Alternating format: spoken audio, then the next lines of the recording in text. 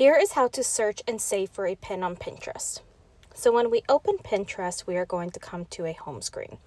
So let's say we want to search for a cute dog. We are then going to go to the bottom of the screen, and where it has the magnifying glass, we're going to click on that.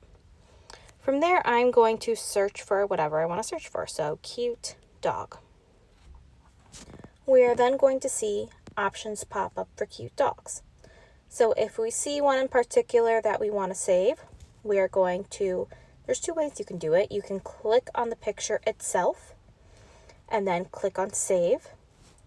From there, when you click save, it's going to automatically give you boards that you have already created.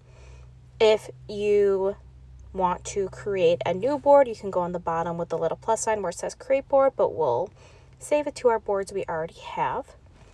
Or what you can do is, I'm going to click this little back arrow. The other way you can do it is you can press and hold on the image, and you are going to see on, from the bottom, this little